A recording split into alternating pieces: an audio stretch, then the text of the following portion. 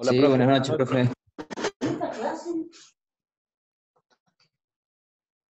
Bien, ¿cómo han estado? ¿Bien?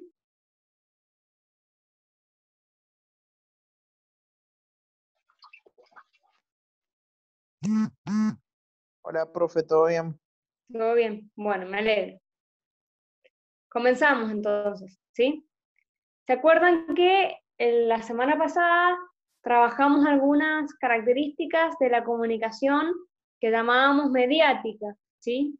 Y decíamos que la comunicación mediática se le podía atribuir dos cosas muy interesantes. Primero, la idea de que es unidireccional, ¿sí? Es decir, que no hay una ida y una vuelta.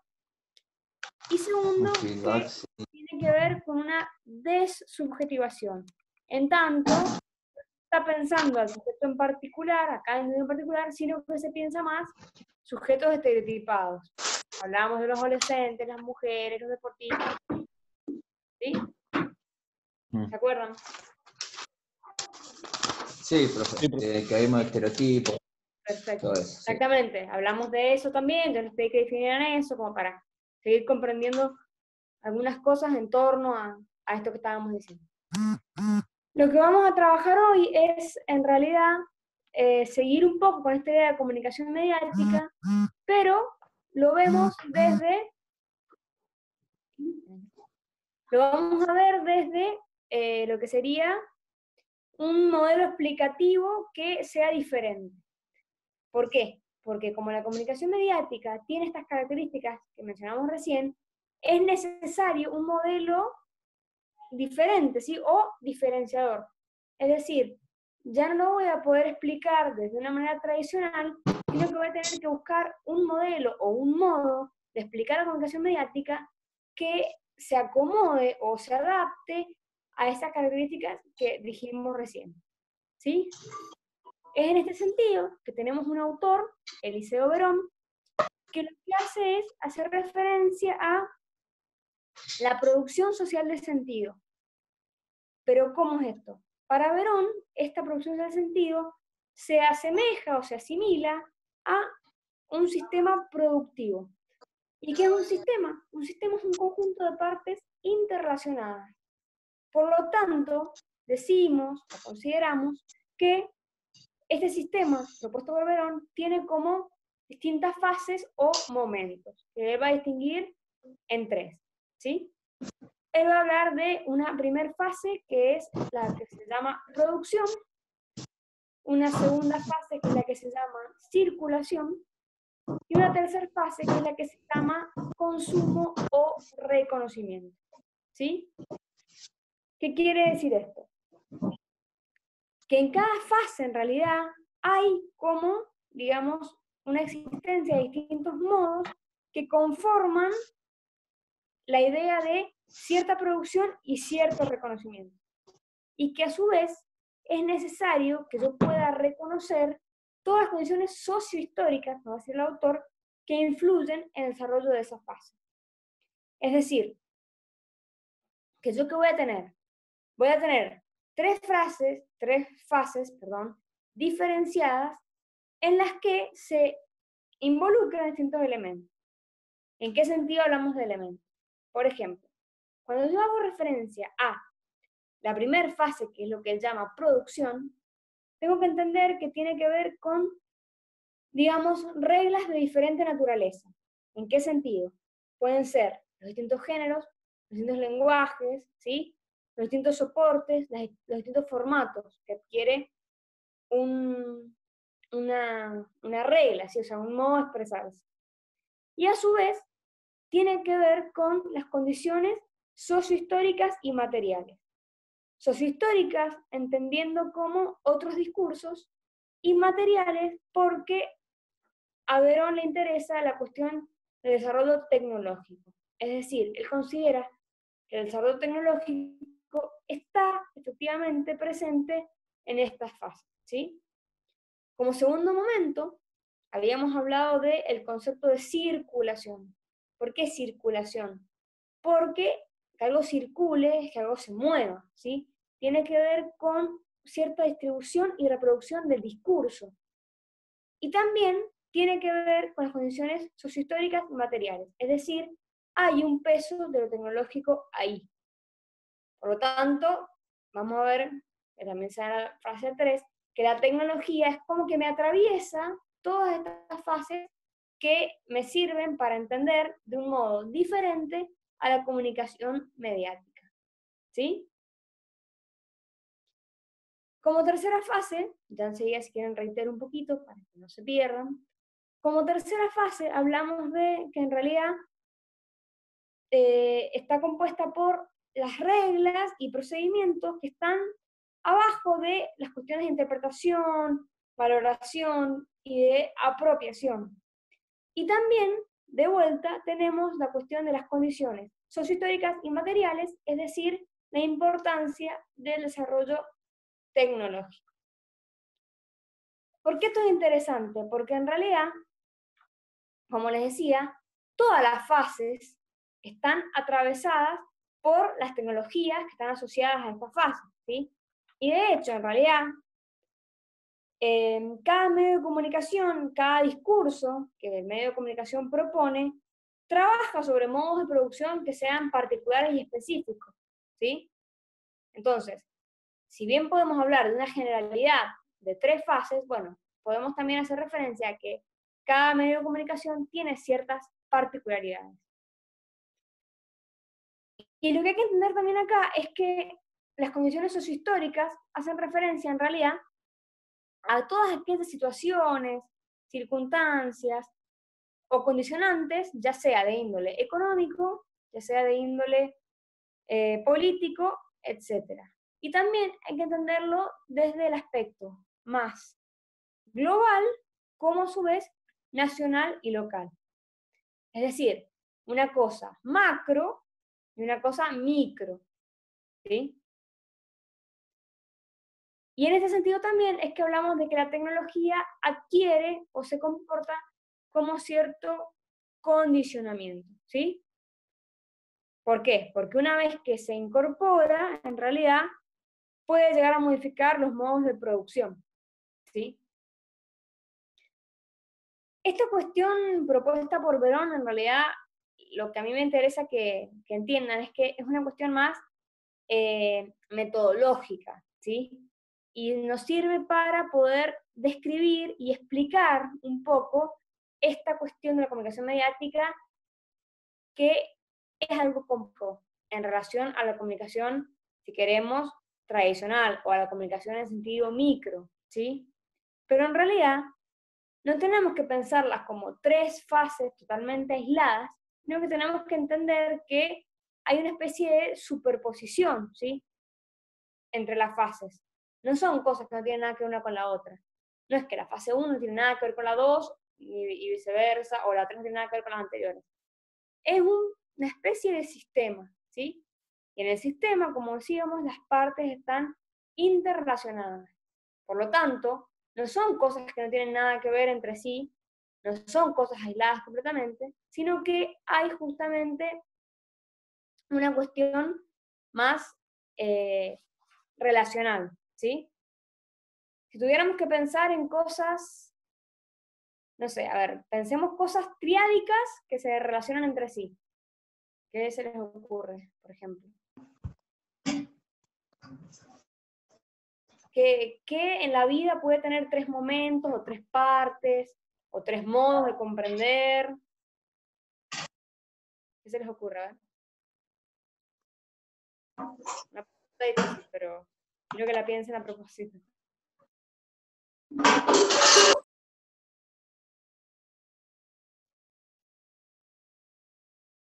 Vamos, nadie se anima.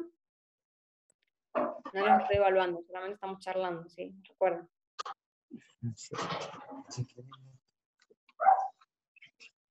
¿Quieren que reitere la pregunta? Por favor. A ver, la formulo diferente. ¿En qué otros aspectos de la vida, o de la política, o de la religión podemos encontrar una cuestión más triádica, es decir, de 3 momentos, de 3 etapas? de tres Y, partes. hablando de la religión, podríamos decir la distribución o la Biblia, por algo para comenzar.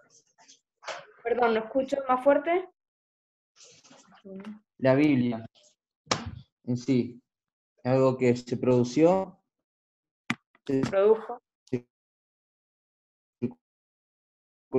y se a los periodos de tiempo y relacionado con las sociedades. ¿Puede ser por ahí? Si entendí bien o no.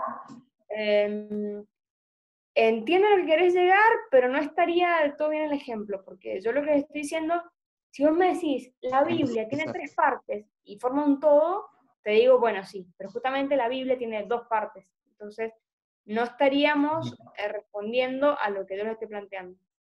En el mismo estudio, profe, agarramos, iniciamos, desarrollamos y nos recibimos. Bueno, muy bien, eso, exactamente. En el mismo estudio o en el mismo una carrera, terciaria, universitaria, secundaria, tenemos un comienzo, tenemos un desarrollo y tenemos un final. Y son cosas que no son aisladas. Yo no llego al final de repente de la nada sin haber pasado por las otras dos etapas. Bien, perfecto. También se puede pensar en desarrollo evolutivo mismo, ¿sí? Comenzamos siendo bebés, después somos niños, o sea, tenemos el periodo de infancia, el periodo de adolescencia y adultez, y el periodo de vejez, o si queremos infancia, adolescencia y adultez, ¿sí? Bueno, todo eso forma un todo. Y a ver si alguien sabe esto. En filosofía, por ejemplo, ¿han escuchado de un sistema triádico o de tres partes? ¿Algún filósofo que tengan registro, que les suene?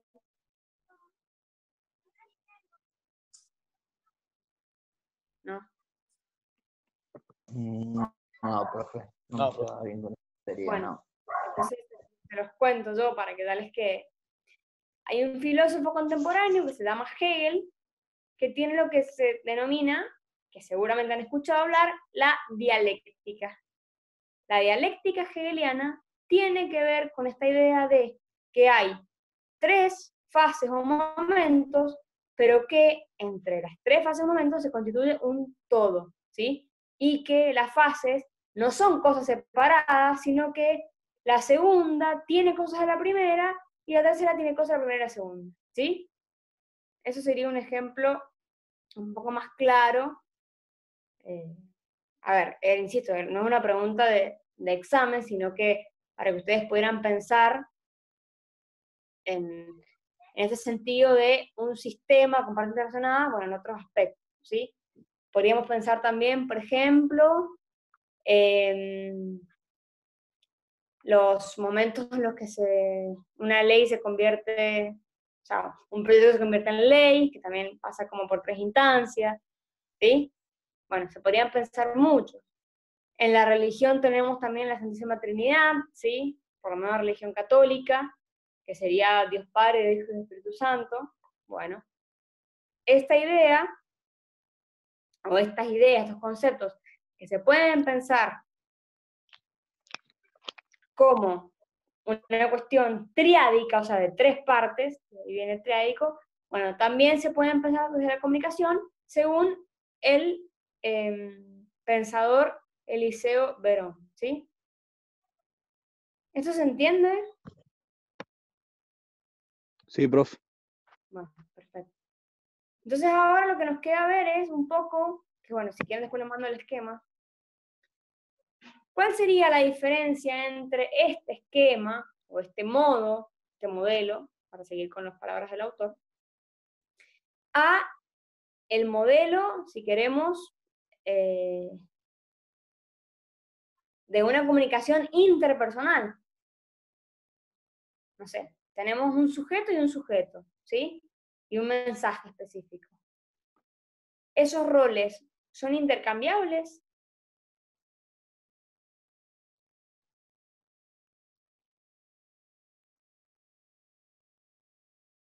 No escuché la pregunta, profe. Estamos haciendo una comparación, una analogía. Yo les estoy Esa es preguntando si en una comunicación interpersonal, o sea, entre dos o más personas, que tenemos al decir dos sujetos, si esos roles son intercambiables. ¿Sí o no?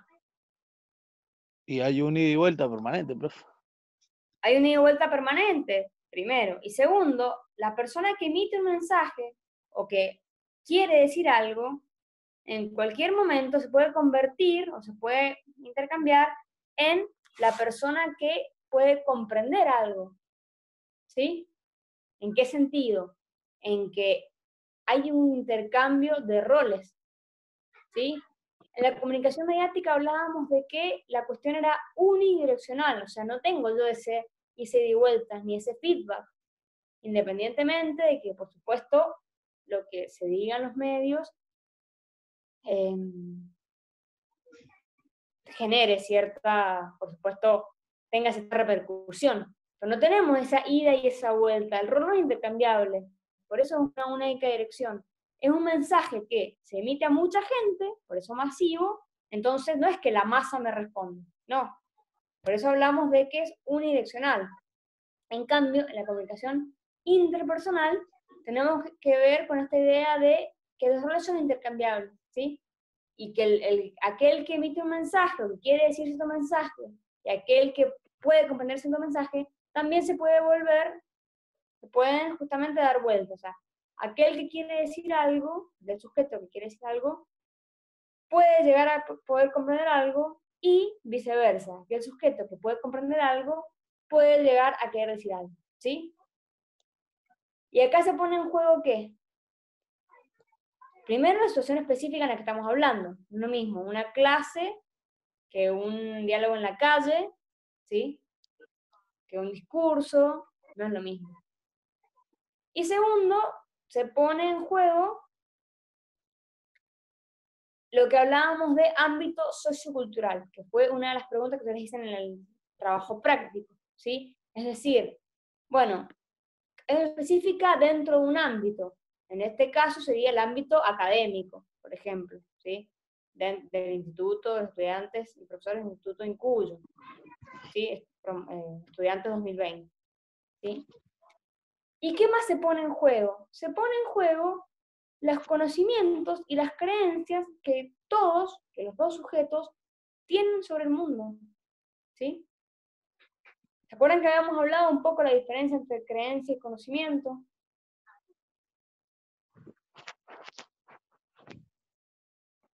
Lo deben tener por ahí. Pero de hecho también les pregunté en el práctico. Bueno, ¿cómo podríamos diferenciar una creencia de un conocimiento? ¿Cuál es la peculiaridad o la particularidad de cada uno de estos conceptos? Bueno, en definitiva... La creencia se tiene que comprobar. ¿Cómo? Que la creencia se tenía que comprobar si era cierta o no era cierta. Claro, no es que se tenga que comprobar, sería la creencia se podría comprobar o no. Yo podría creer que mañana llueve y eso, digamos, si llueve o no llueve, bueno, no pasa nada, ¿sí? Digamos. No es que se tiene que comprobar, se puede comprobar, porque tiene que ver con una cuestión muy subjetiva. Digamos que la creencia es muy propia de la persona, el individuo, ¿sí? Tiene que ver con una cuestión singular. En cambio, el conocimiento, la idea de conocimiento es más amplio. Porque el conocimiento se apoya en ¿qué? En verdades. Se apoya en verdades, se apoya en demostraciones, se apoya en cierta objetividad, ¿sí? Más allá de que podríamos hablar de que hay en realidad, o que se usan, en realidad, tres sentidos del término conocimiento. Podríamos hablar de un conocimiento más por experiencia, si yo digo conozco el camino en a mi casa, por ejemplo, tiene que ver con algo que yo he tenido un contacto directo.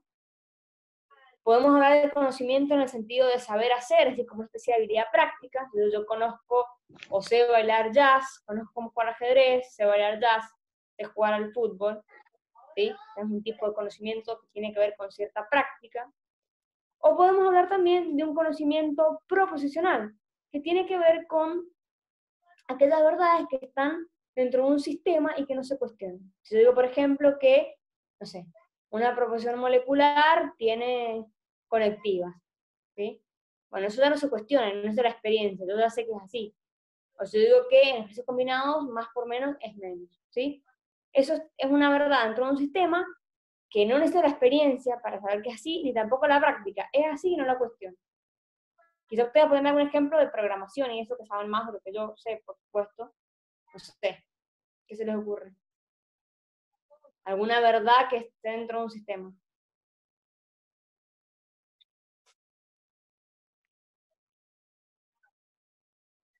Por ejemplo, que uno que es padre que no lo es. Pero ahí, ¿cuál sería el sistema? Ahí, El print es un... en realidad ahí Claro. tenemos que ver con la experiencia. Claro, exacto, no. Padre que uno no conoce. O sea, si vos conocés cómo tratar a un niño, bueno, capaz que es porque sos padre. O sos tío, El pero digo, print es un texto impreso en pantalla. ahí está. Ese ejemplo es un ejemplo de conocimiento proposicional. Bien. Así ustedes me podrían dar 1000 ejemplos. No sé, para las páginas web, o sea, un montón. ¿Sí? A ver, otro más.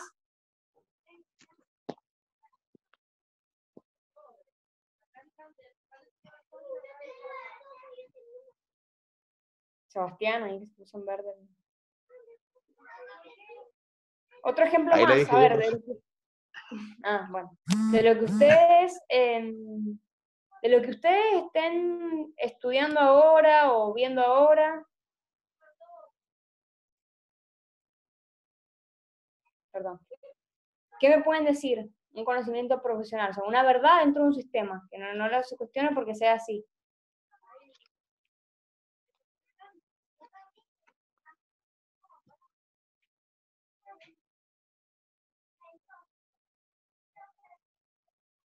El input sirve para que el programa nos pida una palabra. Bien, perfecto. Bueno, yo sin saber mucho entiendo el concepto. Perfecto. Eso es un tipo de conocimiento proposicional. Bien, entonces, sin entrar en detalle en los tipos de conocimiento, porque no es algo propio de la materia, sino que es para traer a colación un poco lo anterior, la idea es que vamos a pensar en esta diferenciación. ¿Sí? Primero, el modelo de comunicación interpersonal tiene esta idea de un sujeto 1 y un sujeto 2 que en cualquier momento pueden cambiar de posición. ¿Sí? Habíamos dicho, un sujeto que quiere decir algo y un sujeto que puede comprender ese algo. Pero que el sujeto que puede comprender también a su vez puede querer decir, y el que quiso decir también a su vez puede poder comprender. ¿Sí?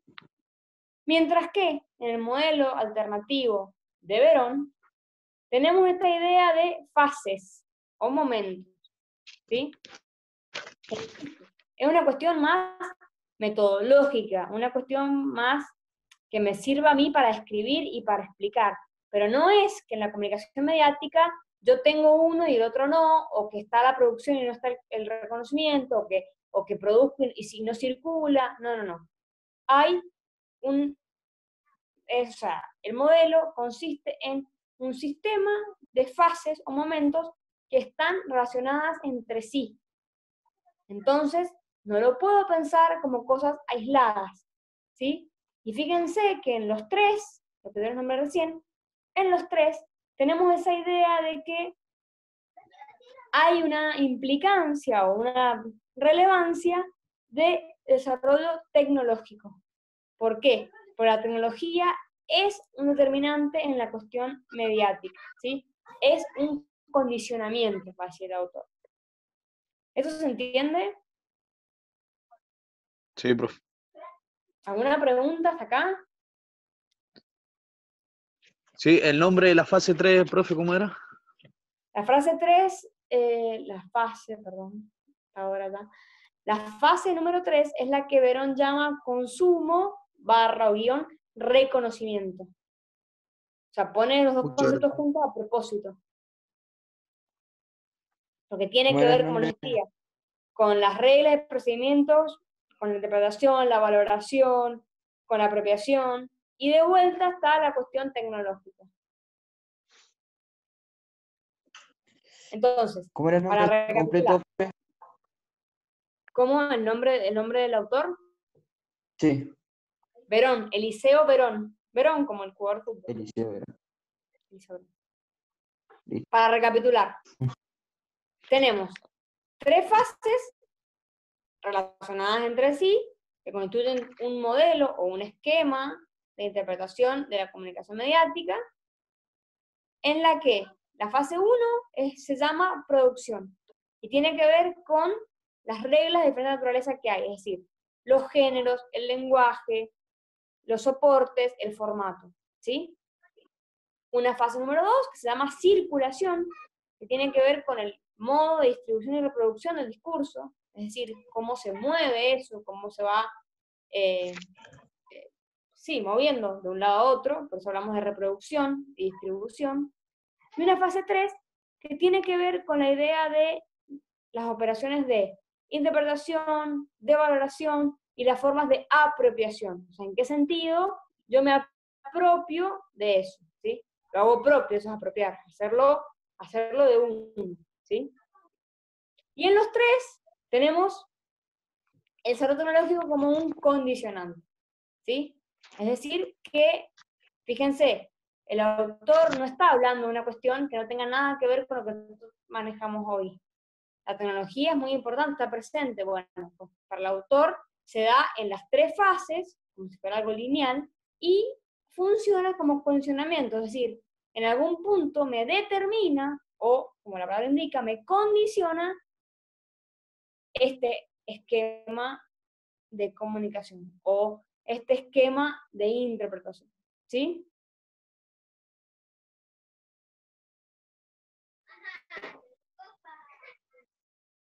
¿Vamos bien? ¿Estamos bien? Después le voy a mandar los esquemas, profe. Sí, se los voy a mandar. No tuve tiempo de hacerlo, pero les voy a mandar un esquema para que se ubiquen lo que hemos estado charlando, que insisto, no es una complicación, y volvemos a lo mismo que pasaba con Jacobson y Shannon. No quiere decir que uno es mejor que el otro o es más completo que el otro, son distintos modos de pensar la comunicación. Bueno, estos distintos modos, un modo distinto justamente, o diferenciador, como dice el texto, que me permite explicar la comunicación mediática. ¿Por qué es diferente? Y porque la comunicación mediática tiene ciertas características que no tiene la comunicación tradicional o interpersonal, ¿sí? Esa es la idea. Entonces, la propuesta es que ustedes puedan ver que, por un lado, tenemos una comunicación entre 2 sujetos,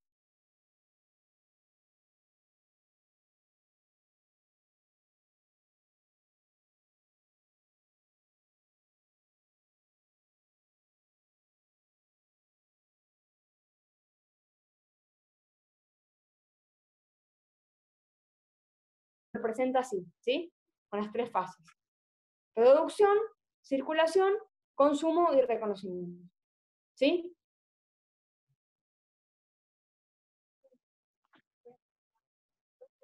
Después se los mando, no se hagan problema por eso.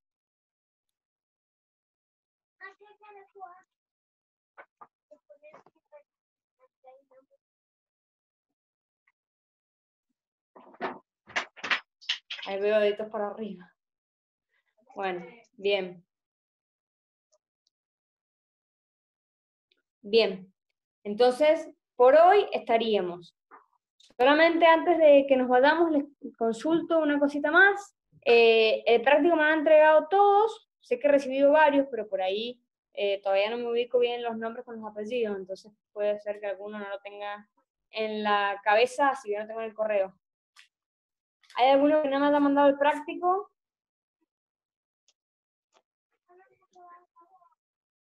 Sí, yo, profe, todavía no. Yo creo que ya mañana lo tengo.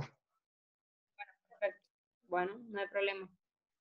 Los En demás realidad, sí. pues se me ha complicado con otras materias como lógica y física. Y bueno, no hay que postergar lo suyo, pero si no, tenía que entregar trabajos para esta semana también. Está bien. No, bueno, entiendo que estamos en una época de mucha exigencia simultánea, sí, así que bueno, no es problema con eso, solamente que no se quede sin entregar.